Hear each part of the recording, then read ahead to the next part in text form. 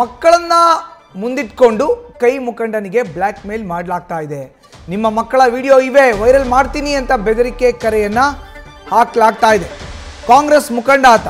ಕಾಂಗ್ರೆಸ್ಸಿಗ ಸಿದ್ದೇಗೌಡನಿಗೆ black ಮೇಲ್ ಮಾಡಿದ್ದ ಧನಂಜಯ್ ಎಂಬಾತ.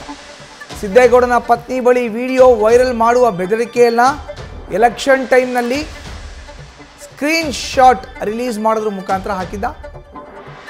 ಧನಂಜಯ್ ವಿರುದ್ಧ ನಂದಿನಿ ಲೇಔಟ್ ಠಾಣೆಗೆ ಯಶೋಧ ದೂರನ್ನು ನೀಡಿದ್ರು. ಸಿದ್ದೇಗೌಡನ ಪತ್ನಿ ಯಶೋಧ ಅವರು ದೂರಿನ ಅನ್ವಯ ದೂರನ್ನ ಆಧರಿಸಿ ಪೊಲೀಸರು ಈಗ ತನಿಖೆಯನ್ನು ಆರಂಭಗೊಳಿಸಿದ್ದಾರೆ. ಹೆಚ್ಚಿನ ಮಾಹಿತಿ ನೀಡ್ತಾರೆ ನಮ್ಮ ಪ್ರತಿನಿಧಿ ಸಂದೇಶ್. ಈಗ ದೂರವಾಣಿ ಸಂಪರ್ಕಕ್ಕೆ ಸಿಕ್ಕಿದ್ದಾರೆ. ಸಂದೇಶ್, ನಾಮನಿರ್ದೇಶಿತ ಪಾಲಿಕೆ ಸದಸ್ಯ ಕೂಡ ಆಗಿದ್ರು ಸಿದ್ದೇಗೌಡರು. ಈಗ ಅವ್ರ ಹಾಗೆ ಬ್ಲ್ಯಾಕ್ ಮೇಲ್ ಮಾಡಲಾಗ್ತಾ ಇದೆ ಅನ್ನೋ ಆರೋಪ.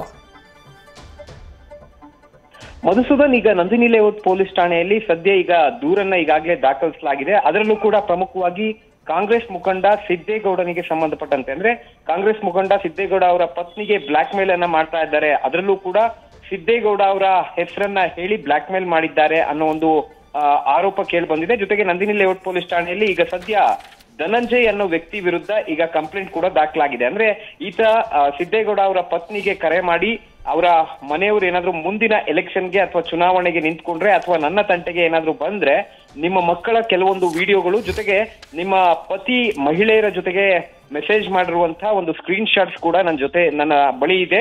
ಹಾಗಾಗಿ ನನ್ನ ತಂಟೆಗೆ ಏನಾದ್ರೂ ನಿನ್ನ ಗಂಡ ಮತ್ತೆ ಬಂದ್ರೆ ಅವರು ಆತನ ಒಂದು ಸ್ಕ್ರೀನ್ ಶಾಟ್ಸ್ ಏನಿದೆ ಅದೇ ಮಹಿಳೆಯರ ಜೊತೆಯಲ್ಲಿ ಮೆಸೇಜ್ ಮಾಡಿರುವಂತಹ ಸ್ಕ್ರೀನ್ ಶಾಟ್ಸ್ ಆಗಿರ್ಬೋದು, ಜೊತೆಗೆ ನಿಮ್ಮ ಮಕ್ಕಳ ಕೆಲವೊಂದು ವಿಡಿಯೋಗಳು ಕೂಡ ಇದೆ.